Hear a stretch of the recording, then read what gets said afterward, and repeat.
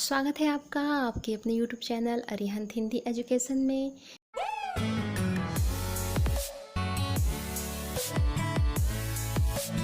यदि आप मेरे चैनल पे नए हैं तो प्लीज़ मेरे चैनल को सब्सक्राइब करें, लाइक करें, शेयर करें और कमेंट्स भी करें। तो चलिए बढ़ते हैं आज के विषय की ओर। आप लोग हिंदी विषय में कक्षा 11 का अगला पाठ सूरदास जी द्वारा रचित भ्रमर गीत का हिंदी व्याख्या देखेंगे। इसके पहले भाग की वीडियो में सूरदास जी द्वारा रचित वात्सल्य के पद और विनय के पद का हिंदी व्याख्या आपने देख लिया है, जिसका लिंक इसी वीडियो के नीचे के डिस्क्रिप्शन बॉक्स में है।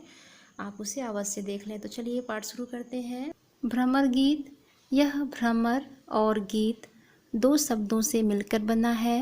भ्रमर भ्रमर एक कीट है जिसका रंग काला होता है। इसे भंवरा भी कहा जाता है। भ्रमर गीत का यदि शाब्दिक अर्थ देखा जाए तो इसका शाब्दिक अर्थ है भ्रमर को लक्ष्य करके लिखा गया गीत। भ्रमर का अर्थ भंवरा भी होता है। जब श्री कृष्ण मथुरा चले गए और गोकुल में गोपियों की दशा शोचनीय हो गई तो उन्होंने गोपियों के दुख को कम करने के लिए योग साधना का संदेश देने के लिए उद्धव को गोकुल भेजा।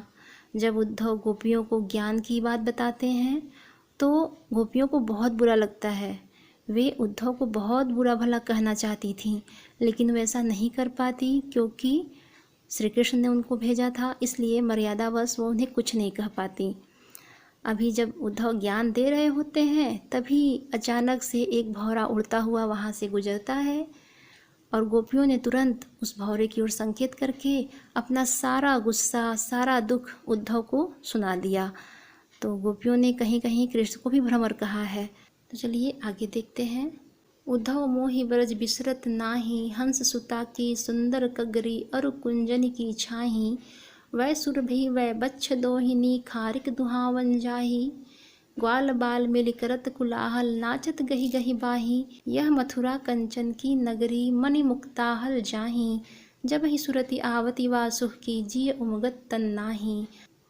अनगन भांति करी बहुशीला, जसोदानंद निबाही। सूरदास प्रभु रहे मौन हुए, यह कहीं कहीं पछताही। तो प्रस्तुत पंक्तियाँ हिंदी काव्य के भ्रमर गीत शीर्षक से लिया गया है, जिसके रचयिता भक्ति काल के कृष्ण भक्ति शाखा के अष्टछाप के प्रमुख कवि सूरदास जी हैं।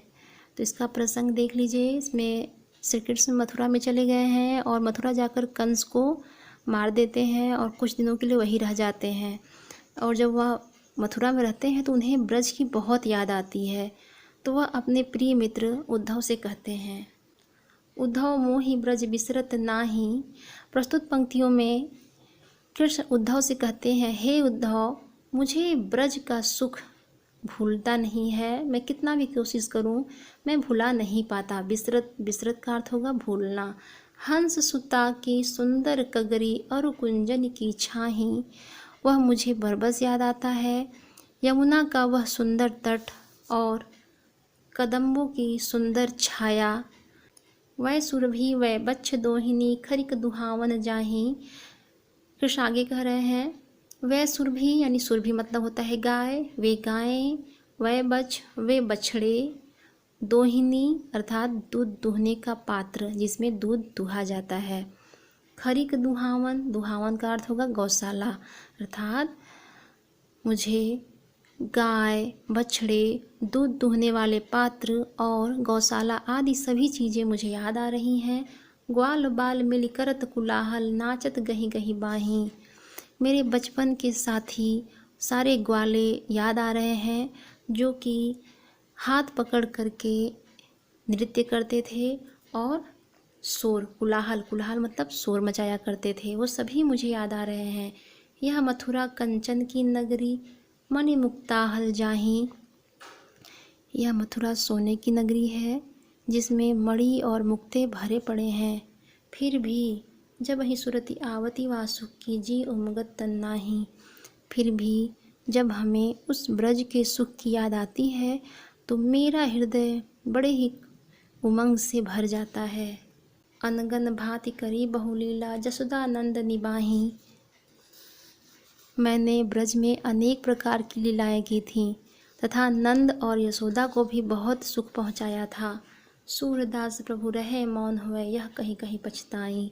सूरदास जी आगे कह रहे हैं, ऐसा कहकर श्री कृष्ण दुखी होकर मौन हो जाते हैं और मथुरा आने पर बार बार पश्चाताप करने लगते हैं। प्रस्तुत पंक्तियों में ब्रज के प्रति श्री कृष्ण का प्रेम का चित्रण है। भाषा ब्रज भाषा है, अलंकार अनुप्रास है और छंद गेय पद है। आगे देखिए, बिन गोपाल बैरनि भई कुंजय, तब वह लता लगती तन शीतल, अब भई विषम ज्वाल की पुंजय।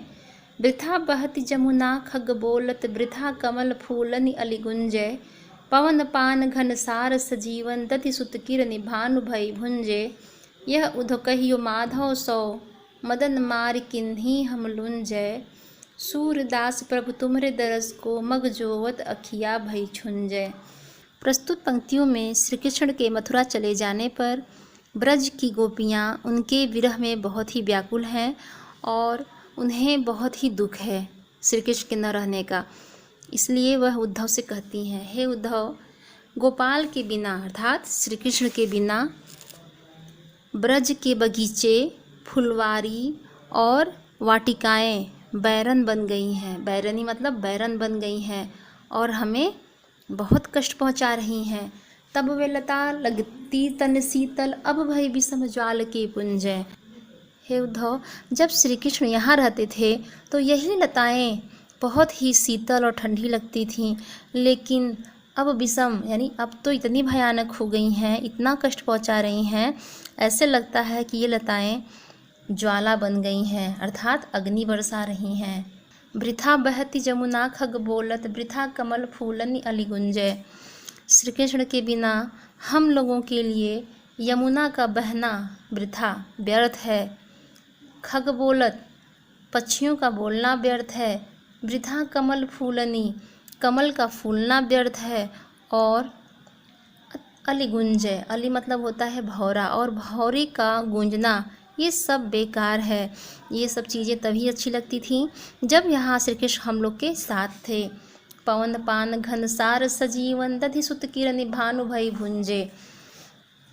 ठंडी हवा, पवन मतलब ठंडी हवा, जल घनसार यानी कपूर, सजीवन अर्थात शीतल जल, दधि सुत अर्थात सुगंधित लेप, और चंद्रमा की किरणें, ये सभी भानु भई भुंजय, भानु मतलब सूर्य, यानी ये सभी चीज़ें अब सूर्य की तरह तेज जलन उत्पन्न कर रही हैं, जिससे हमारा शरीर इसमें भुन रहा है।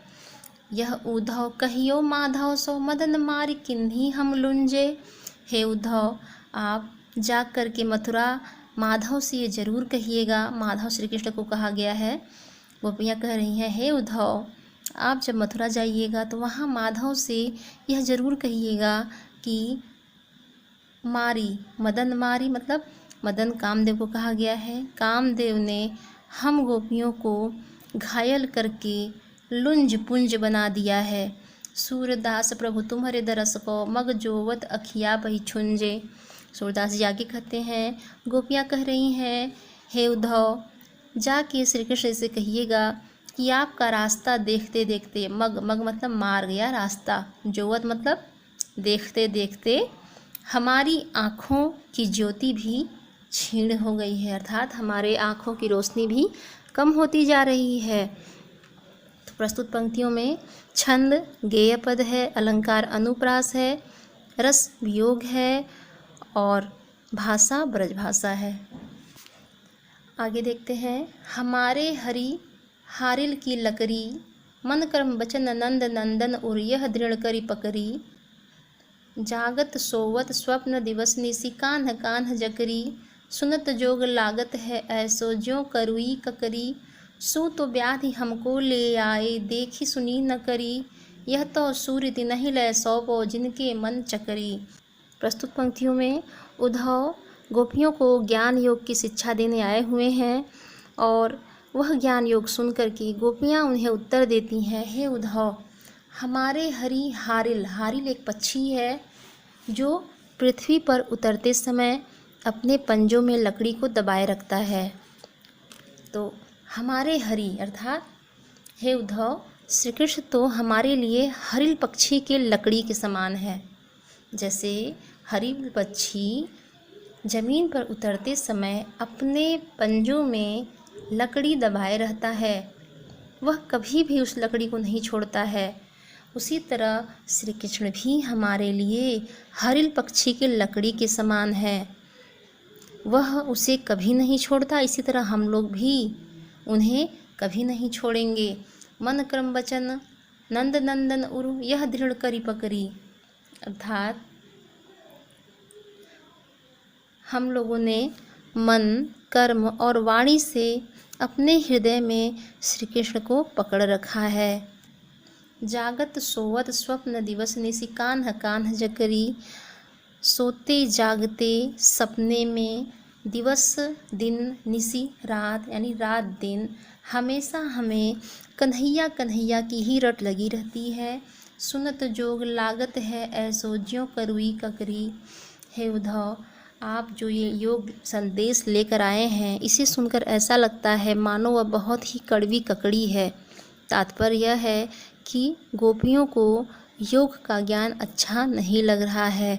वह योग ज्ञान का तुलना कड़वी ककड़ी से करते हैं। जिस तरह ककड़ी कभी कोई कड़वी होती है, उसी तरह गोपियों के लिए उद्धव द्वारा दिया गया योग ज्ञान भी है।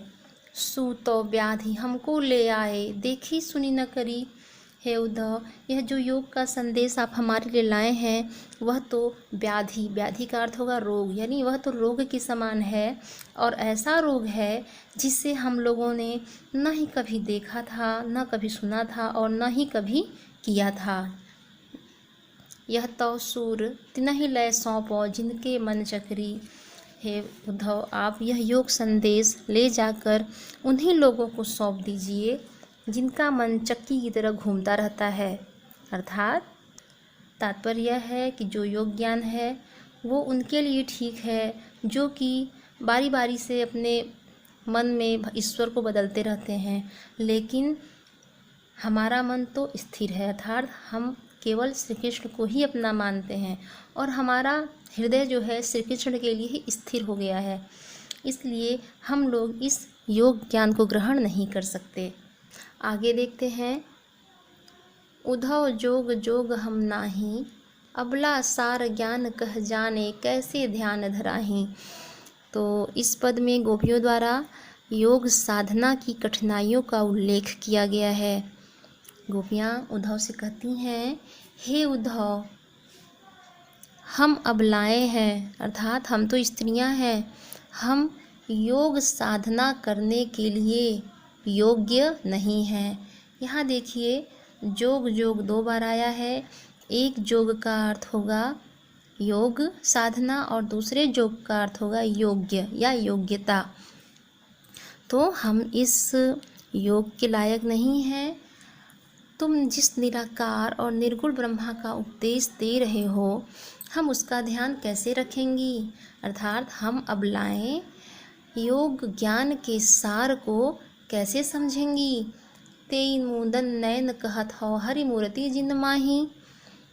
अर्थात हे उद्धव, तुम हमसे उन नेत्रों को बंद करने के लिए कह रहे हो जिन नेत्रों में भगवान श्री कृष्ण की मूर्ति ही निवास कर रही है। ऐसी कथा कपट की मधुकर हम तय सुनी न जाहीं। हे उद्धव, हम ऐसी कपट भरी योग की कहानी सुनने के असमर्थ हैं। अर्थात हम कभी नहीं सुने हैं ऐसी कपट कहानी कि हम ऐसे ईश्वर का जाप करें जिसका कोई रूप ही नहीं हो, जबकि हमारे हृदय में तो श्री कृष्ण की मूर्ति बसी है। श्रवण चीर सिर जटा बधाव हो ये दुख कौन समाही। योग साधना के लिए तुम योगियों के समान हमसे भी कानों को चीरने के लिए और सिर पर जटाएं बांधने के लिए कहते हो। चंदन तजी अंग भस्म बतावत बिरह अनल अतिदाही। और तुम शीतल चंदन को त्याग कर अंगों पर भस्म लगाने के लिए कह रहे हो। इससे तो शरीर का ताप और भी बढ़ जाएगा। अर्थात एक तो खुद ही दुख है, श्री कृष्ण के जाने का। ऊपर से तुम ऐसे साधना की बात कर रहे हो जो कि हमारे दुख को और बढ़ा देगा। जोगी भ्रमत जाहि लगी भूले, सो तो है आप माही। सूर श्याम तय न्यारी नटपल छिन, ज्यों घट तय पर छाही। अर्थात योगी लोग जिस ब्रह्मा को पाने की आशा में भूले जा रहे हैं, अर्थात भ्रमित हो रहे हैं, वह ब्रह्मा तो हमारे भीतर ही निवास करता है। जिस प्रकार शरीर से छाया अलग नहीं हो सकती, उसी प्रकार हम अपने आराध्य श्री कृष्ण से अलग नहीं हो सकते। आगे देखते हैं। लरिकाई कौ प्रेम कहो, अली कैसे छूटत, कहाँ कहो ब्रजनाथ चरित अंतर्गति लूटत। वह चितवनी वह चाल मनोहर, वह मुस्कान मंद धुनि गावनी। नटवर भेष नंद नंदन को, वह विनोद वह बंत आवनी। चरण कमल की सौंह करति हो, यह संदेश मोहि विष सम लागत। सूरदास पल मोहि न बिसरति, मोहन मूर्ति सोवत जागत।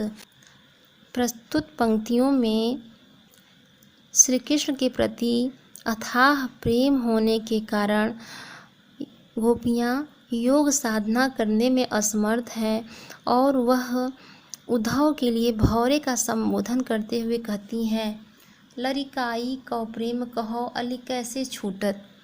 हे भौरे, तुम ही बताओ कि कृष्ण के साथ तो हमारा बचपन का प्रेम है। लरिकाई मतलब बचपन का प्रेम है, अब बताओ वह कैसे छूट सकता है। कहाँ कहो ब्रजनाथ चरित अंतर्गति लूटत। ब्रजनाथ कृष्ण के अनेक प्रकार के चरित्रों का वर्णन हम कहाँ तक करें, क्योंकि उनकी याद आते ही हृदय में एक टीस पैदा हो जाती है, अर्थात हृदय में बहुत तकलीफ होती है। वह चितवनी वह चाल मनोहर, वह मुस्कानी मंद धुनि गावनी। हमारे हृदय को अपनी ओर खींच लेने वाली कृष्ण की मद भरी चितवन, उनकी बाकी चाल और मुस्कुराते हुए मंद स्वर में उनका मुरली बजाना तथा नटवर भेष नंद नंदन को, वह विनोद वह बंत आवनी। और नटवर भेष में हंसी मजाक करते हुए जंगल में आते समय मन को मोह लेने वाली मुद्राएं हमें नहीं भूलती हैं। चरण कमल की सौंह करती हो, यह संदेश मोहि विष सम लागत। हे उद्धव, हम कृष्ण के कमल रूपी चरणों की सौगंध खाकर कहती हैं कि यह जो आप योग का संदेश हमारे लिए लाए हैं वह जहर के समान लग रहा है, विष के समान लग रहा है।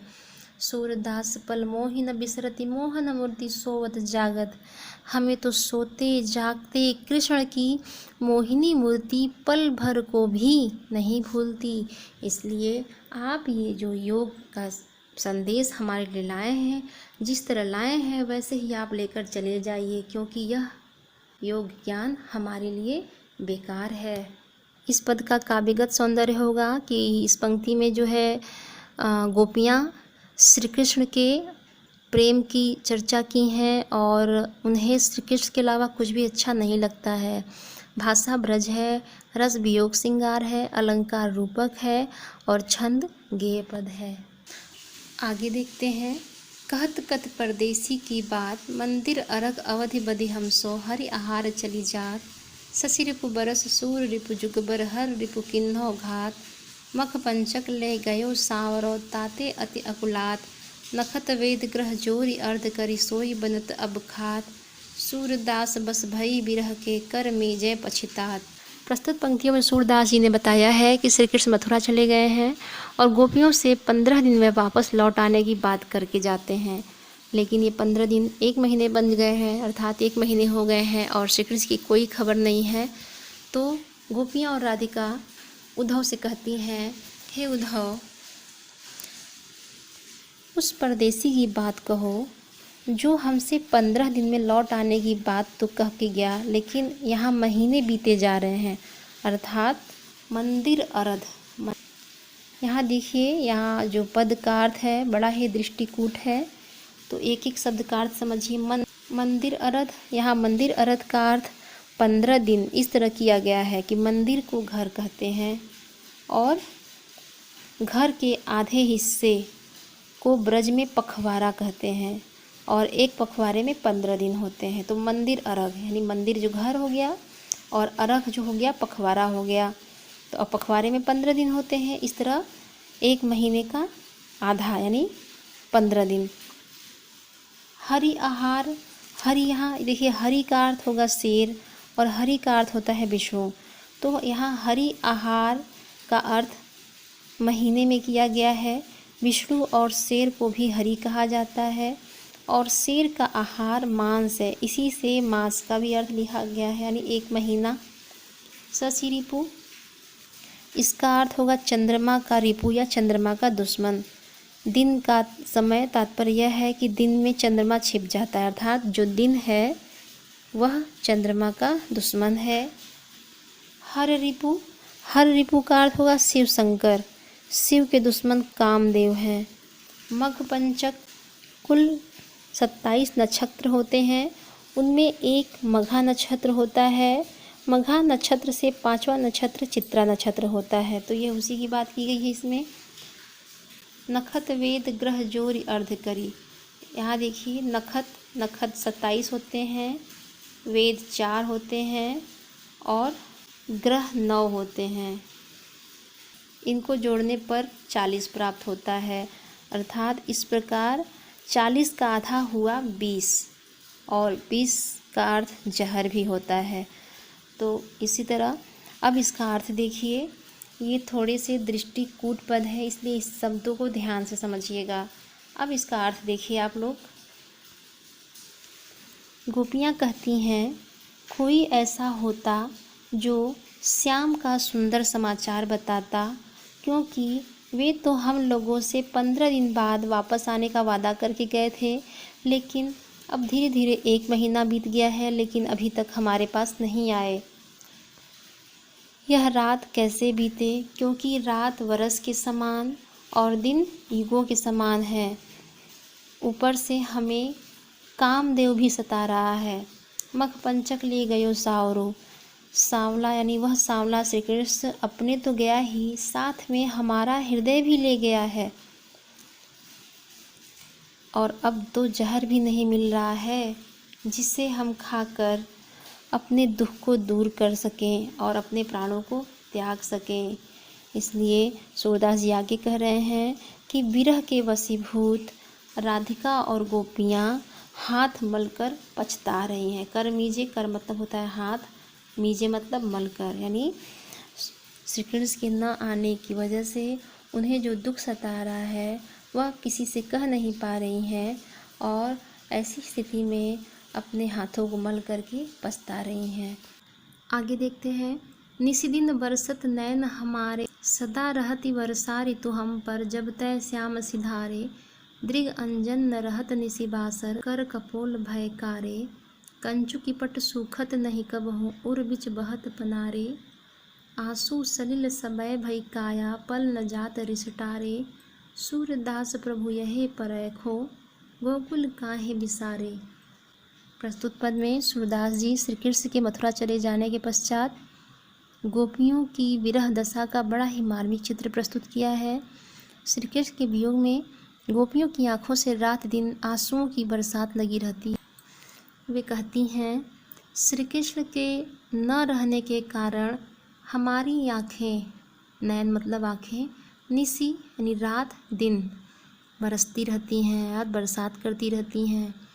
सदा रहती बरसा ऋतु हम पर, जब तय श्याम सिधारे, अर्थात जब से श्री कृष्ण मथुरा चले गए हैं तब से लगातार हम लोगों के लिए वर्षा ऋतु ही है, अर्थात हम बराबर रोते रहते हैं और बराबर रोने के कारण यानी ज़्यादा रोने के कारण दृग अंजन न रहत निशि बासर, कर कपोल भयकारे।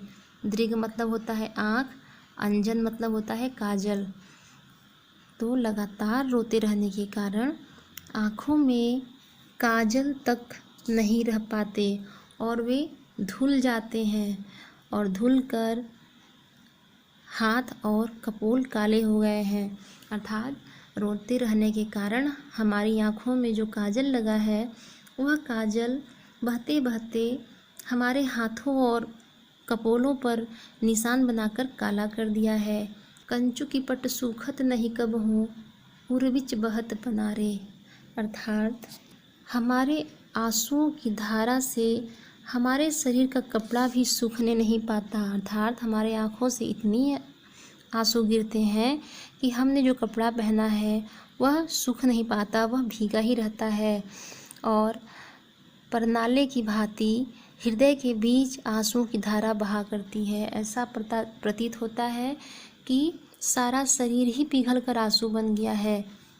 आंसू सलिल सबय भई काया, पल न जात रिसटारे।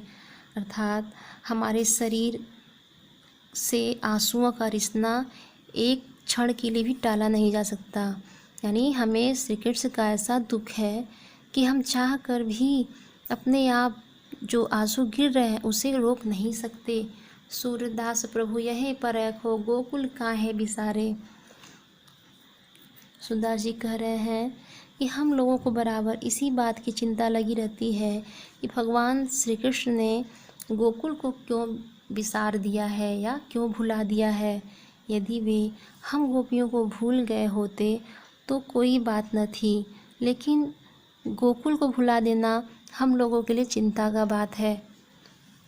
काव्यगत सौंदर्य के अंतर्गत प्रस्तुत पद में गोपियों के वियोग का बड़ा ही मार्मिक चित्र किया गया है और गोपियों की आंखों से लगातार आंसू बरसने की दशा को बरसात का रूपक दिया गया। अतः यहाँ रूपक अलंकार है और रस वियोग श्रृंगार है।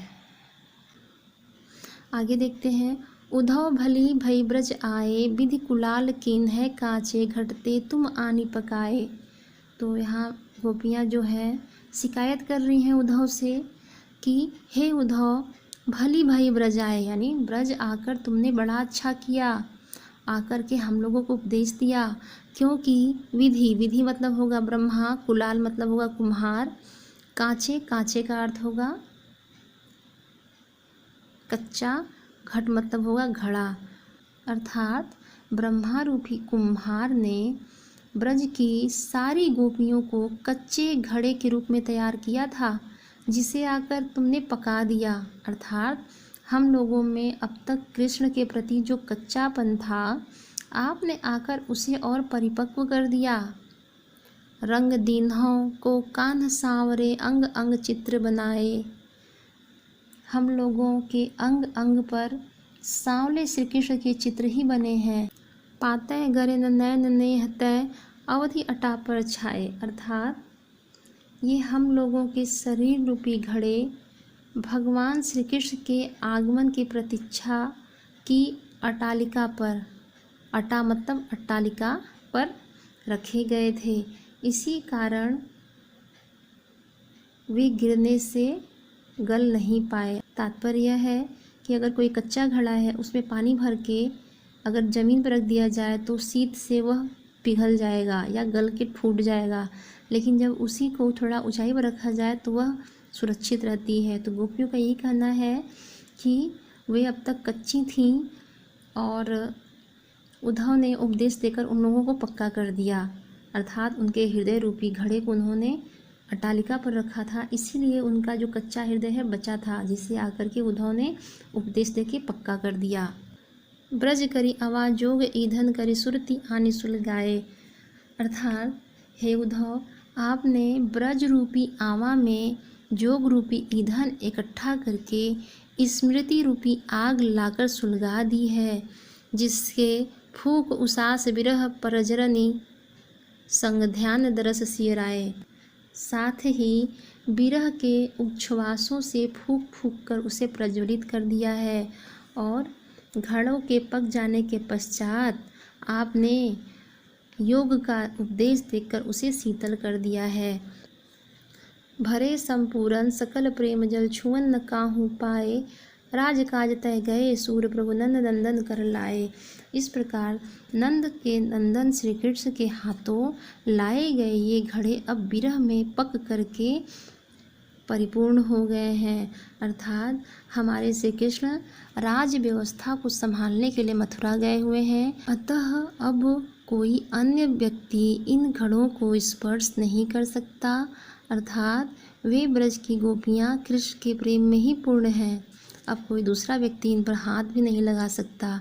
तो हे उद्धव, आप यहाँ से चले जाइए और हमें हमारे कृष्ण के लिए ही स्थिर रहने दीजिए। हमें आपका योग ज्ञान सुनने की कोई इच्छा नहीं है। आगे देखते हैं।